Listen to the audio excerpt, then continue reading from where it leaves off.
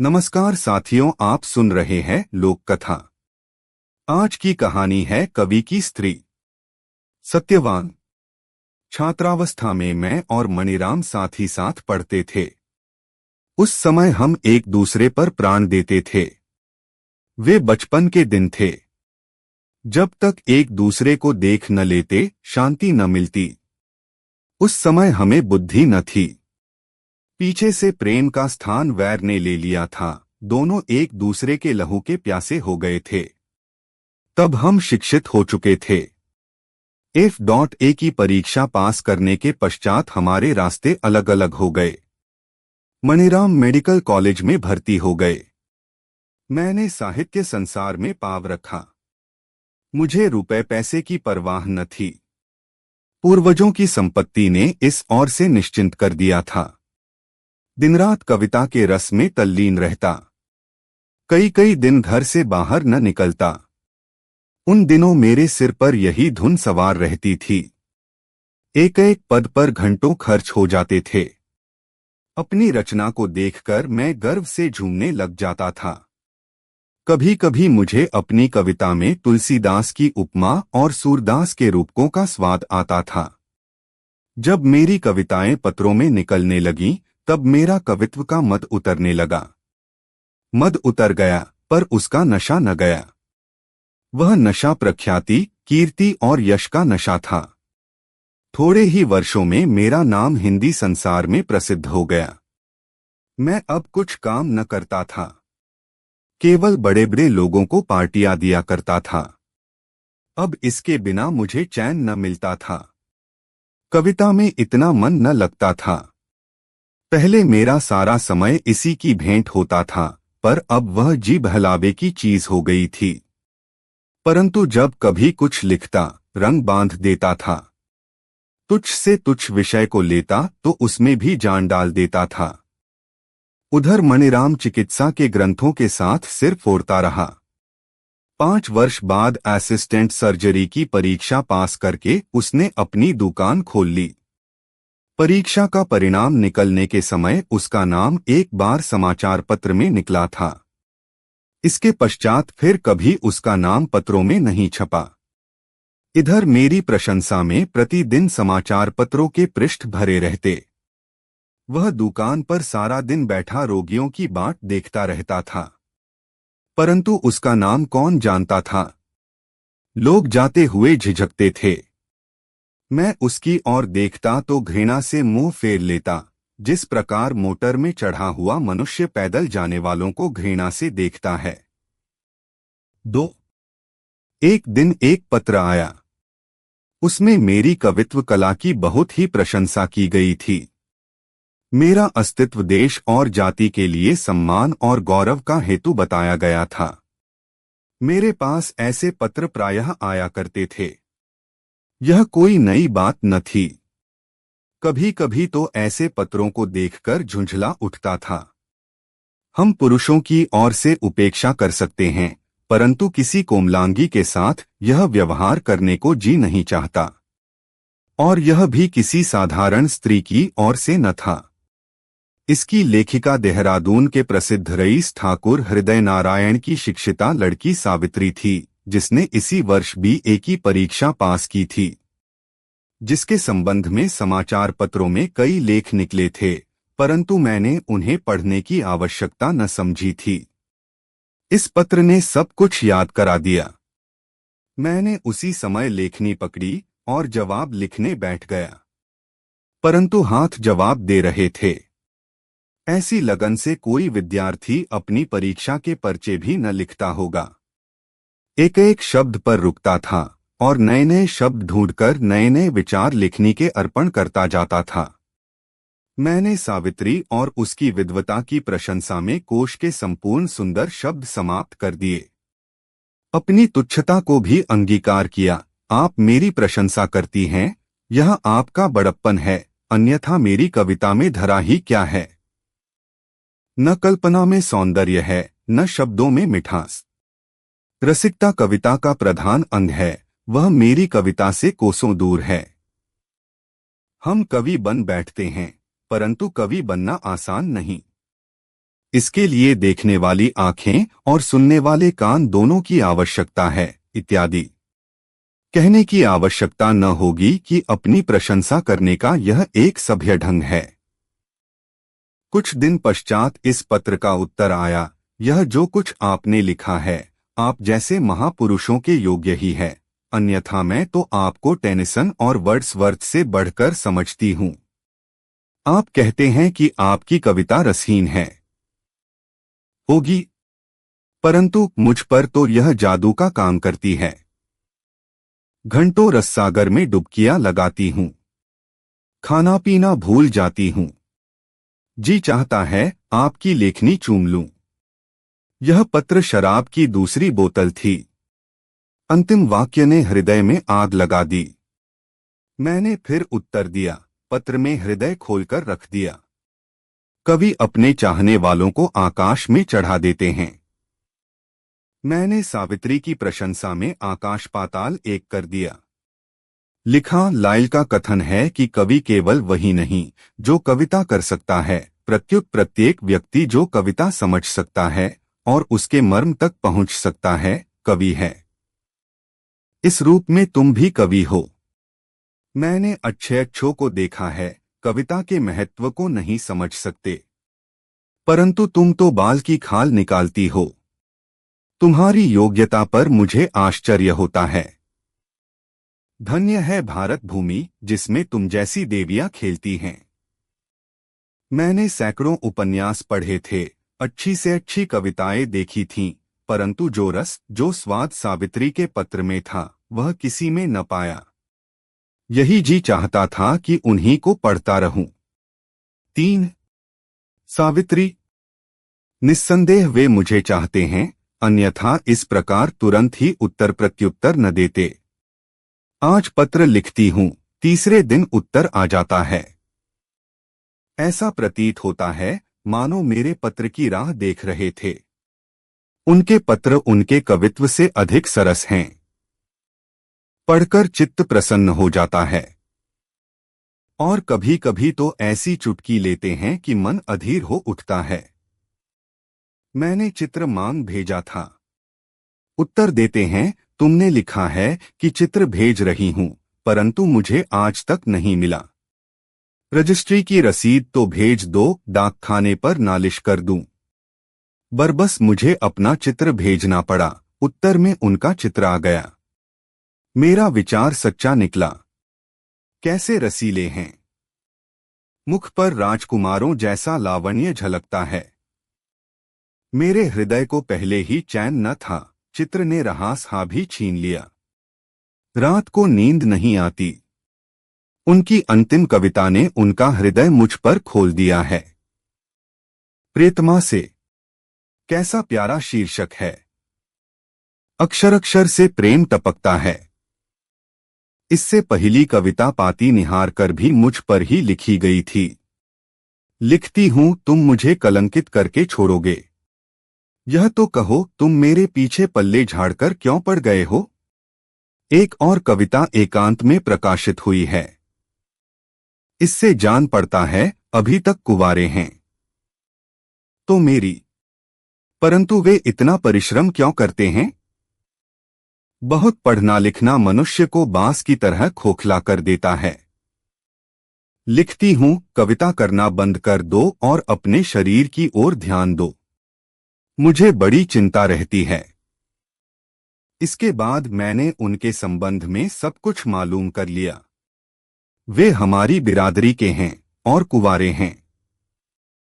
मैंने पत्र लिखा। पहले पत्रों और इस पत्र में बहुत भेद था। इसमें कोई संकोच, कोई बनावट न थी। तुम्हारे पत्रों से संतोष नहीं होता। जी चाहता है प्रत्यक्ष दर्शन हो तो गिरकर आपके पैरों को चूम लूं। अब अधिक न तरसाओ। प्रतिक्षण सामने देखना चाहती हूं। प्रायः सोते सोते चौंक पड़ती हूं। सोचती हूं तुम्हारे खाने पीने का क्या प्रबंध होता होगा। रात को अधिक समय तक जागते तो नहीं रहते। स्वास्थ्य बिगड़ जाएगा, इसका पूरा ध्यान रखो। मुझे पत्र लिखना न भूलो। जी डर जाता है। मुझे अपने चरणों की दासी समझो। चौथे दिन उत्तर आया, तब मैं जमीन से उछल पड़ी। वे मेरे साथ विवाह करने के लिए सहमत नहीं, प्रत्युत अधीर हो रहे थे। मैंने आंखें बंद कर लीं और आने वाले काल्पनिक सहवास का चिंतन करके आनंद के झूले में झूलने लगी। इतने में किसी के पैरों की चाप सुनाई दी, मेरी आंखें खुल गईं। देखा, छोटा भाई प्रभाशंकर चित्रों का एक बंडल हाथ में लिए खड़ा है। मैंने आश्चर्य से पूछा, प्रभा, यह क्या है? बाबूजी कहते हैं, ये चित्र देखकर एक छांट दो। प्रत्येक चित्र के साथ साथ एक पत्र है, उसे भी पढ़ जाना। यह कहते कहते प्रभा ने वह बंडल मेरे हाथ में दे दिया और तेजी से बाहर निकल गया। मैंने बंडल खोला। इसमें उन पुरुषों के फोटो थे जो मेरे साथ विवाह करना चाहते थे। मैंने मुस्कराते हुए सब पर एक उचटती हुई दृष्टि डाली। कोई बैरिस्टर था, कोई इंजीनियर, कोई ठेकेदार, परंतु मुझे कोई भी पसंद नहीं आया। मेरे अंतःकरण में एक ही मूर्ति के लिए स्थान था और वहां पहले ही से वह मूर्ति विराजमान थी। फुर्ती से उठकर मैंने अपना संदूक खोला और उसमें से उनका फोटो निकालकर उस पर पास्ट शब्द लिखकर उसे बाबूजी के पास भेज दिया। वे स्तंभित रह गए। उन्हें यह आशा न थी। वे समझते थे मैं कोई लखपति का बेटा पसंद करूंगी, परंतु मैंने एक कवि को चुना। वे निर्धन न थे, पर इतने धनाढ्य भी न थे। मेरे चाहने वालों में कई पुरुष ऐसे थे जो उनको खरीद सकने का सामर्थ्य रखते थे। परंतु प्रेम अंधा कहा गया है, उसे देखना किसने सिखाया है? बाबूजी मेरी इच्छा के अनुसार सहमत हो गए। उन्होंने मुझे लाड़ प्यार से पाला था। मेरी शिक्षा पर सहस्त्रों रुपए खर्च किए थे। इस विषय में भी उन्होंने पूरी स्वतंत्रता दे रखी थी। 4. जिस बात का भय था, अंत में वही हुआ। उन्हें बुखार आने लगा है। कुछ दिन हुए उनके एक मित्र मिलने आए थे। वे कहते हैं कि डॉक्टरों को तपेदिक का संदेह है। यह बात सुनकर बाबूजी बड़े व्याकुल हुए। सदैव उदास रहते हैं, जैसे कोई रोग लग गया हो। उनकी इच्छा है कि मैं अब इस विवाह का विचार छोड़ दूं। जलती आग में कूदना बुद्धिमता नहीं है, परंतु मैं इसकी परवाह नहीं करती। संसार की आंखों में हम कुंवारे हैं, पर जब मन मिल गए, प्रेम की डोर बंध गई, तब शेष क्या रह गया? अब मैं उनकी हूं और कोई रोग, कोई शक्ति, कोई बला मुझे उनसे अलग नहीं कर सकती। यहां तक कि मृत्यु को भी यह साहस नहीं। सावित्री ने सत्यवान को यमदूत के पंजे से छुड़ा लिया था। क्या मैं इन्हें नहीं बचा सकूंगी? मैं भी सावित्री हूं। इसी भारत की मिट्टी से मेरा जन्म हुआ है। मैं उसके कारनामे को फिर जिंदा कर दिखाऊंगी। सायंकाल हो गया था। बाबूजी अपने कमरे में बैठे थे। मुझे चिंता हुई। यह समय उनके क्लब जाने का था। सर्दी गर्मी में बराबर जाते थे। यह उनका नियम था, जिसमें कभी त्रुटि न आती थी। मैं उनके पास जाकर बैठ गई और धीरे से बोली, क्यों आज आप क्लब नहीं गए? बाबूजी ने कोई उत्तर न दिया। मैंने कहा, आप उदास दिखाई देते हैं। बाबूजी ने कहा, तुम्हें इससे क्या? आपका स्वास्थ्य बिगड़ जाएगा। कोई परवाह नहीं। आपका खाना आधा भी न रहा। मैं यह सब कुछ जानता हूं। किसी डॉक्टर को दिखाइए, रोग का बढ़ाना अच्छा नहीं। अब मेरा डॉक्टर यमराज ही होगा। मेरी आंखों में आंसू आ गए, सिर नीचे झुक गया। बाबूजी दूसरी ओर देख रहे थे, परंतु मेरे आंसू उन्होंने देख लिए। बातचीत का रंग बदल गया। वे बोले, सावित्री, मैं तो अपने भाग्य को रो रहा हूं, परंतु तुम्हें क्या हुआ है? मैंने उनकी ओर इस प्रकार देखा जैसे उन्होंने मुझ पर कोई बड़ा अत्याचार किया हो और कहा, आप मेरे पिता हैं, क्या आप भी मेरे इन आंसुओं का रहस्य नहीं समझते? आपकी प्रत्येक बात छिपी कटार है, प्रत्येक वचन विष में बुझा हुआ बाण। आपके मित्र हैं, सुहृद हैं, कामकाज हैं, क्लब है। आप बाहर चले जाते हैं, मैं बैठी कर्मों को रोती हूं। मैं लड़की हूं। लड़कियों के मुंह से ऐसी बात अच्छी नहीं लगती, परंतु क्या करूं? देखती हूं मेरे जीवन का सर्वस्व लुट रहा है। चुप कैसे रहूं? आप देर करके मेरे भविष्य को अंधकारमय बना रहे हैं। बाबूजी ने आतुर होकर कहा, परंतु सावित्री, देखकर मक्खी निगलना आसान नहीं। क्या तुझे विश्वास है कि वह तेरी सेवा शुश्रूषा से अच्छा हो जाएगा? हाँ, मुझे विश्वास है कि मैं उन्हें बचा लूंगी। कवि बेपरवाह होते हैं, प्रायः पढ़ने लिखने में लगे रहते हैं। मैं उन्हें जीवन के समस्त झंझटों से निश्चिंत कर दूंगी। कहूंगी, पहले अपने स्वास्थ्य की और देखो, पीछे कविता भी होलेगी। नौकरों के हाथ की रोटियां खाते हैं, खाया पिया क्या तन लगेगा। स्तुति करने को सभी हैं, सहानुभूति किसी में नाम की नहीं। बाबूजी पर मेरी इन बातों का बहुत ही प्रभाव हुआ। कुछ समय के लिए उनका मुंह बंद हो गया। फिर बोले, यह सब ठीक है, परंतु कहने और करने में बहुत भेद है। मुझे संदेह है कि जो कुछ तुम कह रही हो उसे कर भी सकती हो या नहीं। मेरा मुख लाल हो गया, जैसे भरे बाजार में सिर से दुपट्टा उतर गया हो। फिर संभल कर बोली, मैं अपने वचनों के उत्तरदायित्व से अपरिचित नहीं। जो कुछ कहा है करके दिखा दूंगी। यह सब भावना की बातें हैं, समय पर धुएं की नाई उड़ जाती हैं। मेरे विचार में संसार भावनाओं पर ही जीता है। बाबूजी चुप हो गए, कोई उत्तर न सूझा। थोड़ी देर सिर झुकाकर सोचते रहे। तब एकाएक उठे और मुझसे कुछ कहे सुने बिना बाहर चले गए। 5 विवाह हो गया। वह बात झूठी निकली। उन्हें कोई रोग न था। यह सब किसी की क्षुद्रता थी। उनका स्वास्थ्य देखकर चित्त प्रफुल्लित हो जाता है। मुख पर लाली है, नेत्रों में ज्योति। मुझे देखते ही कली की नाई खिल जाते हैं। मैंने कई कवियों के चरित्र पढ़े हैं और एक दोष प्रायः सब में पाया है।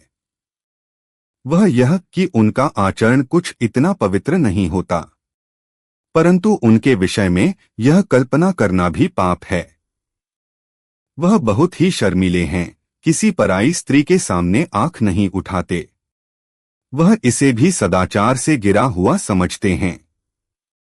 मेरी कोई सहेली आ जाती तो उठकर अंदर चले जाते थे। मैं बहुतेरा समझाती हूँ। कहती हूँ, तुम मर्द हो, यदि स्त्री पर्दा नहीं करती तो पुरुष क्यों करे? परंतु वह हंसकर टाल देते हैं। मुझे उन पर पूरा पूरा विश्वास है। मैं समझती हूँ सब कुछ हो सकता है, परंतु उनके मन में मैल नहीं आ सकता। ऐसा पुरुष मिल जाना मेरा सौभाग्य है। उन्होंने अपने आप को मुझ पर छोड़ दिया है। घर बाहर का स्याह सफेद सब मेरे ही हाथ में है। कपड़े तक स्वयं नहीं बदलते। यदि मैं न कहूं तो पूरा अठवाड़ा निकल जाता है और उन्हें ध्यान भी नहीं आता कि कपड़े मैले हो गए हैं। उनके दूध का, फलों का, कमरे की सफाई का मुझे ही प्रबंध करना पड़ता है। सोचती हूँ, यदि मेरे स्थान पर कोई दूसरी बेपरवाह मनमानी करने वाली स्त्री आ जाती तो क्या होता? घर में धूल उड़ने लगती। थोड़े ही दिनों में बीमार हो जाते। उन्हें अपने दफ्तर की सफाई का भी ध्यान नहीं। उसका भी मुझे ध्यान रखना पड़ता है। नौकर सिर चढ़ा रखे थे, अब ये संभल गए हैं। ये निगोड़े आपसे आप तो कोई काम करते ही नहीं। जब तक सिर पर न खड़े रहो तब तक हाथ पर हाथ धरे बैठे रहते हैं। कभी कभी मुझे उन पर भी क्रोध आ जाता है। वे क्यों दबदबे से काम नहीं लेते?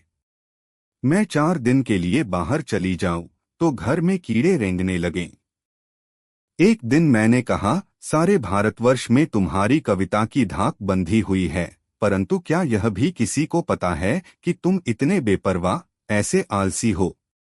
उन्होंने हंसकर उत्तर दिया, तुम एक लेख न लिख दो, बदनाम हो जाओगे। उसमें कुछ भाग तुम्हें भी मिल जाएगा। मैं क्यों लेने लगूं? तुम हंसकर टाल देते हो। तनिक सोचो तो सही, ऐसी बेपरवाही भी किस काम की? मैंने तुम्हें घर की रानी बना दिया।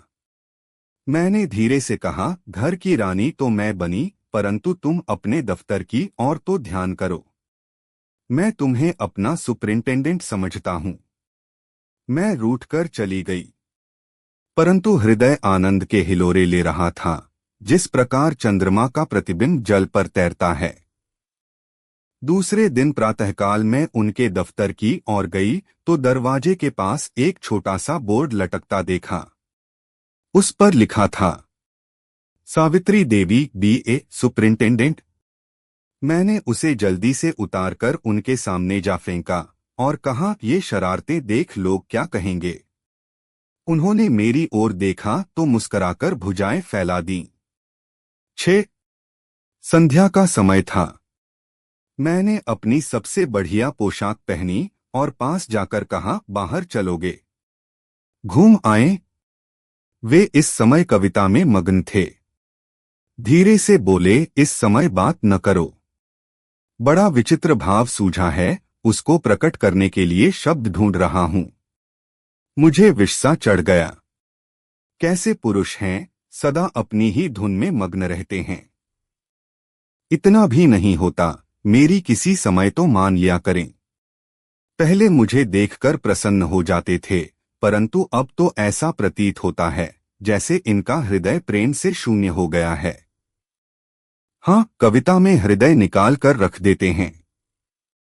मेरी आंखों से आग बरसने लगी, मुंह से बोली, सदा कविता ही सूझती रहती है या किसी समय संसार का भी ध्यान आता है?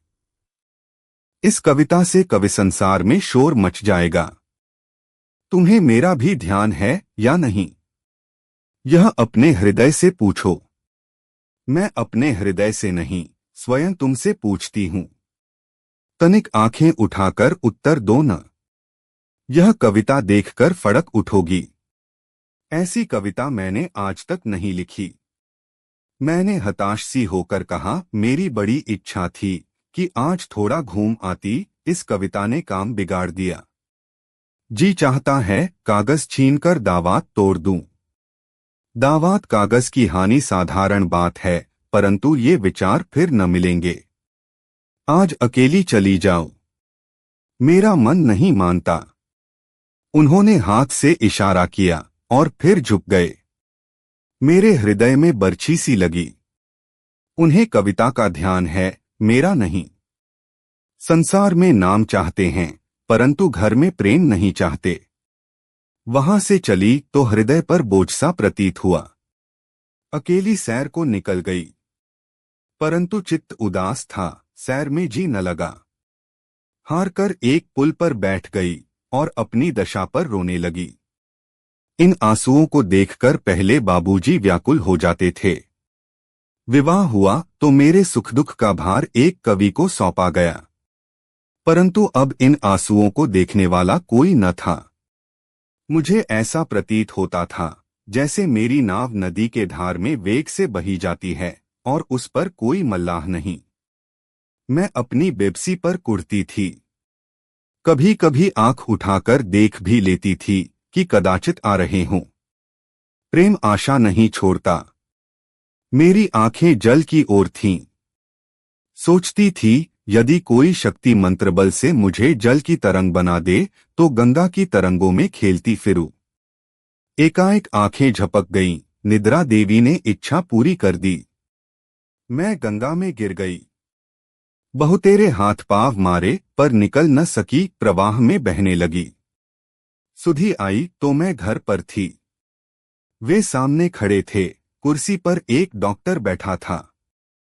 उन्होंने कहा, अच्छी बची, इनका धन्यवाद करो। ये मेरे मित्र डॉक्टर मणिराम हैं। आजकल काशी में इनके नाम की पूजा होती है। नदी में न कूद पड़ते तो तुम्हारा बचना असंभव था। मैं धीरे धीरे उठकर बैठ गई, साड़ी को सिर पर कर लिया और डॉक्टर साहब की ओर देखा, मगर आंखें न मिल सकीं। मैंने परमात्मा आपका भला करे कहा और आंखें झुका लीं। परंतु हृदय में हलचल मची हुई थी। चाहती थी वे उठकर चले जाएं। मेरा विचार था इससे मेरा धीरज वापस आ जाएगा। परंतु जब वे चले गए तब जान पड़ा मैं भूल पर थी। व्याकुलता बढ़ गई। पानी की सैर को गई थी। आग खरीद लाई। 7 मणिराम। रात हुई परंतु मेरी आंखों में नींद न थी।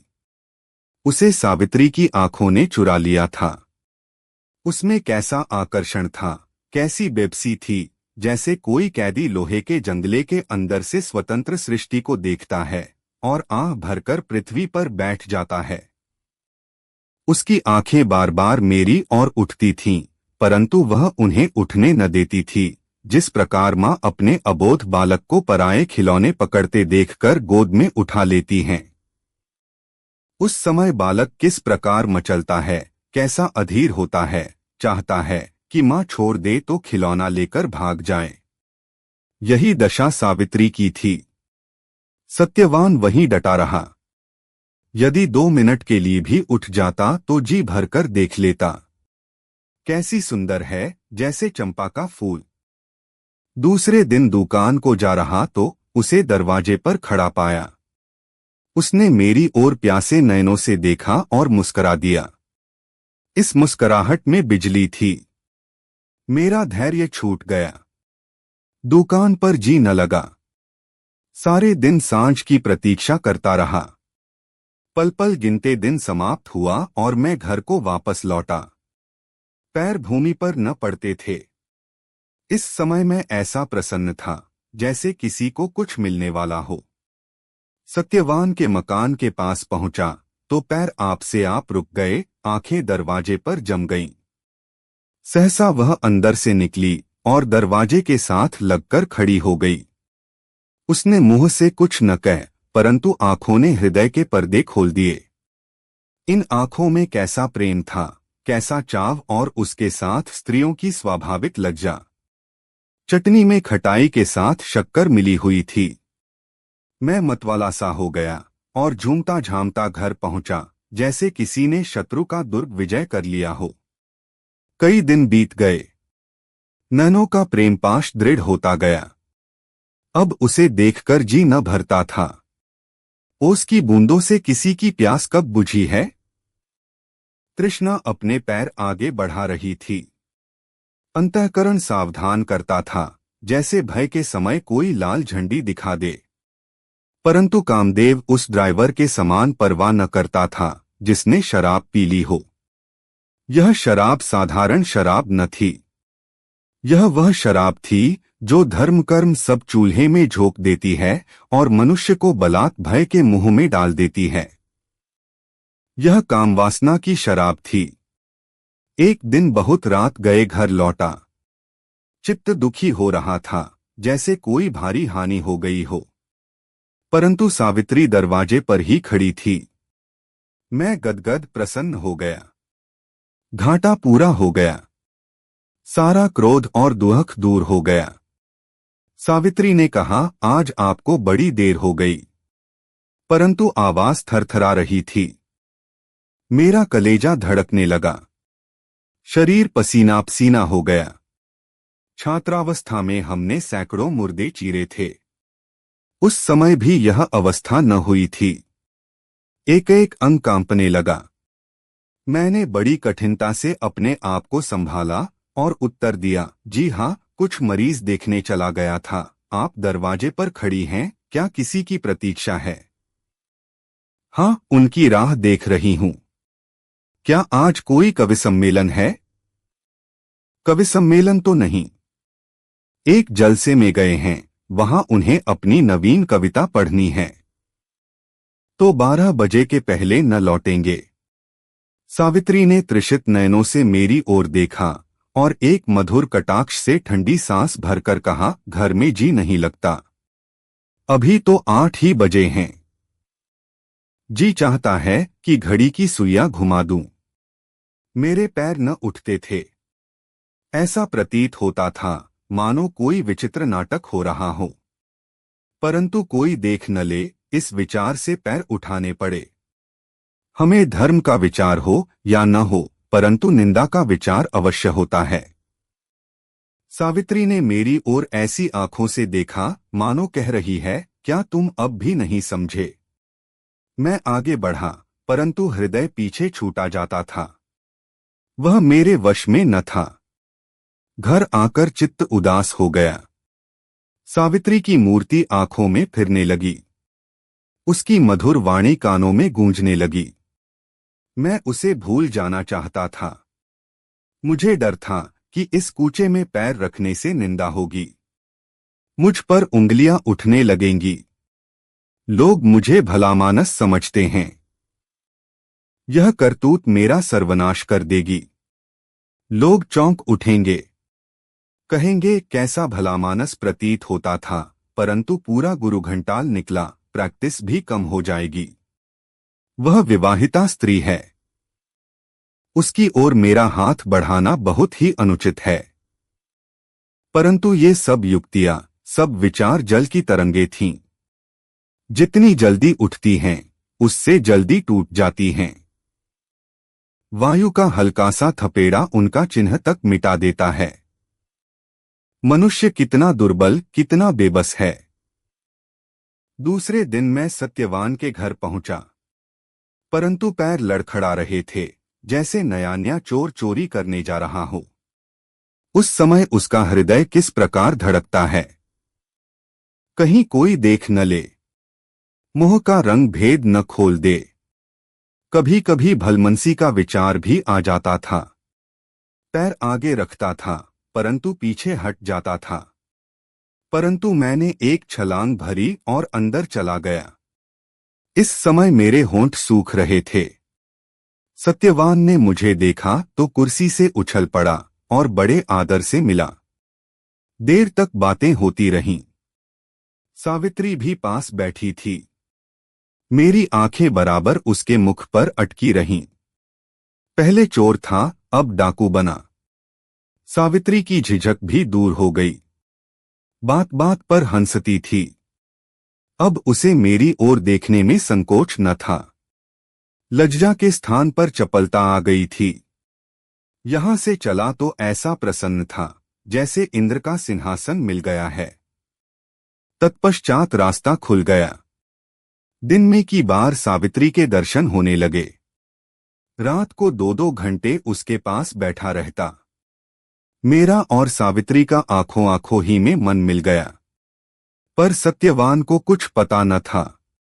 कल्पना सागर से विचारों के मोती निकालने वाला कवि, बहुत दूर तक दृष्टि दौड़ाने वाला तत्वदर्शी विद्वान अपने सामने की घटना को नहीं समझता था।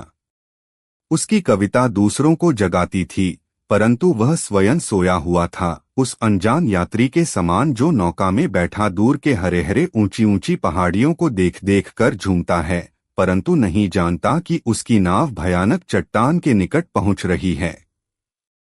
सत्यवान विनाश की ओर बढ़ रहा था। 8 सावित्री, कितना अंतर है। मनीराम की आंखें हृदय में आग लगा देती थीं। निकट आते तो मैं इस प्रकार खींची जाती जैसे चुंबक लोहे की सुई को खींच लेता है। कैसे भोले भाले लगते थे, जैसे मुख में जीभ ही न हो। परंतु मेरे पास आकार इस प्रकार चहचहाते हैं जैसे बुलबुल फूल की टहनी पर चहचहाती है। उनके बिना अब जी नहीं लगता था। मकान काटने को दौड़ता था। चाहती थी मेरे पास ही बैठे रहें। किसी ने मुंह से तो नहीं कहा, परंतु आंखों से पता चला कि मोहल्ले की स्त्रियां सब कुछ समझ गई हैं। मेरी ओर देखती तो मुस्कराने लगती। इतना ही नहीं, अब वह भी अपने विचारों से चौंक उठे। कवि थे, कुछ मूर्ख नहीं। बेपरवाह थे, अब हाथ मलमल कर पछताने लगे। संसार जीतते थे, परंतु घर गवा बैठे। सदैव उदासीन रहते थे। रात को सो नहीं सकते थे। बात करती तो काटने को दौड़ते। आंखों में लहू उतर आता था। न खाने की ओर ध्यान था, न पीने की ओर। कई कई दिन स्नान न करते थे। अब मुझे न उनके कपड़े बदलवाने का शौक था, न उनके खाने पीने का प्रबंध करती थी। कभी इन बातों में आनंद आता था, अब इतने से जी घबराता था। कुछ दिन पश्चात प्रयाग के एक प्रसिद्ध मासिक पत्र में उनकी एक कविता प्रकाशित हुई, जिसका पहला पद था, भयो क्यों अनचाहत को संग। कविता क्या थी? अपनी अवस्था का चित्र था। मेरी आंखों से आग बरसने लगी। शेरनी की नाई बिफरी हुई उनके सामने चली गई और बोली, यह क्या कविता लिखने लगे हो अब? उन्होंने मेरी ओर ऐसी आंखों से देखा जो पत्थर को भी मोम कर देती। शोक और निराशा का पूरा नमूना थीं। धीरे से बोले, क्या है यह कविता? पढ़कर लोग क्या कहेंगे? कवि जो कुछ देखता है लिख देता है, इसमें मेरा दोष क्या है? मैंने तनिक पीछे हटकर कहा, तुमने क्या देखा है? सावित्री, मेरा मुंह न खुलवाओ। अपने अंचल में मुंह डालकर देख लो, मुझसे कुछ छिपा नहीं। मैंने क्रोध में कहा, गालियां क्यों देते हो? गालियां इससे लाख गुना अच्छी होती। तो तुम्हें मुझ पर संदेह है? संदेह होता तो रोना काहे को था, अब तो विश्वास हो चुका। कान धोखा कहा सकते हैं, परंतु आंखें भूल नहीं करती। मुझे यह पता न था कि मेरा घर इस प्रकार चौपट हो जाएगा। मुझ पर घड़ों पानी पड़ गया। पर प्रकृति जहां दुराचार को जाना होता है, वहां निर्लज्जता को पहले भेज देती है। ढिढाई से बोली, तुम कविता लिखो, तुम्हें किसी से क्या? घावों पर नमक छिड़कने आई हो? मेरी ओर देखते ही न थे। उस समय बुद्धि कहाँ चली गई थी? मैंने तुम्हें पहचाना नहीं था, नहीं तो आज हाथ न मलता। परंतु लोग तुम्हारी वाहवाह कर रहे हैं। जिस पत्र में देखो तुम्हारी ही चर्चा है, पढ़कर प्रसन्न हो जाते होंगे। यह सुनकर वे खड़े हो गए। नेत्रों में पागलों की सी लाली चमक रही थी। चिल्लाकर बोले, अपनी मौत को न बुलाओ, मैं इस समय पागल हो रहा हूं। तो क्या मार डालोगे? बहुत अच्छा, वह भी कर डालो। अपने जी की इच्छा पूरी कर लो। उन्होंने एक बार मेरी ओर देखा, जिस प्रकार सिंह अपने आखेट को मारने से पहले देखता है, और झपटकर अलमारी की ओर बढ़े। मेरा कलेजा धड़कने लगा। दौड़कर बाहर निकल गई। मेरा विचार था, वे मेरे पीछे दौड़ेंगे, इसलिए घर के बाहर मैदान में जा खड़ी हुई। परंतु सांस फूली हुई थी। मृत्यु को सामने देख चुकी थी, परंतु वे बाहर न आए। थोड़ी देर पीछे दन का शब्द सुनाई दिया। मैं दौड़ती हुई अंदर चली गई। देखा, वे फर्श पर तड़प रहे थे। मृत्यु का दृश्य देखकर मैं डर गई, परंतु मुझे दुख नहीं हुआ। कहीं मुकदमे की लपेट में न आ जाऊं, यह चिंता अवश्य हुई। 2 मास बीत गए थे। मैं अपने आंगन में बैठी मणिराम के लिए नेकटाई बन रही थी। मैंने लोकाचार की परवाह न करके उनसे विवाह का निश्चय कर लिया था। लोग इस समाचार से चौंक उठे थे, परंतु मैं उनके मरने से प्रसन्न हो रही थी। समझती थी जीवन का आनंद अब आएगा। अचानक नौकर ने आकार डाक मेरे सामने रख दी। इसमें एक पैकेट भी था। मैंने पहले उसे खोला। यह मेरे मृतक पति की कविताओं का संग्रह था। मैंने 1-2 कविताएं पढ़ीं। हृदय में हलचल मैच गई। कैसे ऊंचे विचार थे, कैसे पवित्र भाव, संसार की मलिनता से रहित। इनमें छल न था, कपट न था। इनमें आध्यात्मिक सुख था, शांति थी। मेरी आंखों से आंसू बहने लगे। एकाएक तीसरे पृष्ठ पर दृष्टि गई। यह समर्पण का पृष्ठ था। मेरा लहू जम गया। पुस्तक मेरे नाम समर्पित की गई थी। एक एक शब्द से प्रेम की लपट आ रही थी। परंतु इस प्रेम और मणिराम के प्रेम में कितना अंतर था। एक चंद्रमा की चांदनी के समान शीतल था, दूसरा अग्नि के समान दग्ध करने वाला। एक समुद्र की नाई गहन गंभीर, दूसरा पहाड़ी नाले के समान वेगवान। एक सच्चाई था परंतु निःशब्द, दूसरा झूठ था पर बड़बोला। मेरी आंखों के सामने से पर्दा उठ गया। सतीत्व के उच्च शिखर से कहाँ गिरने को थी, यह मैंने आज अनुभव किया। उठते हुए पैर रुक गए। मैंने पुस्तक को आंखों से लगा लिया और रोने लगी। इतने में मणिराम अंदर आए। मुख आने वाले आनंद की कल्पना से लाल हो रहा था। उनके हाथ में एक बहुमूल्य माला थी जो उन्होंने मेरे लिए बंबई से मंगवाई थी। वह दिखाने आए थे। मुझे रोते देखकर ठिठक गए और बोले, क्यों रो रही हो? मेरी आंखें खुल गई हैं। यह अपनी माला देख लो। कल विवाह है। अब विवाह न होगा। सावित्री, पागल हो गई हो? परमात्मा मुझे इसी प्रकार पागल बनाए रखे। मणिराम आगे बढ़े, परंतु मैं उठकर पीछे हट गई और दरवाजे की ओर संकेत कर बोली, उधर। उस रात मुझे ऐसी नींद आई जैसी इससे पहले कभी न आई थी। मैंने पति को ठुकरा दिया था परंतु उनके प्रेम को न ठुकरा सकी। मनुष्य मर जाता है, उसका प्रेम जीता रहता है। आपने कहानी सुनी, इसके लिए आपका बहुत बहुत धन्यवाद और आपने सब्सक्राइब किया, इसके लिए मैं हृदय से बहुत बहुत आभारी हूँ।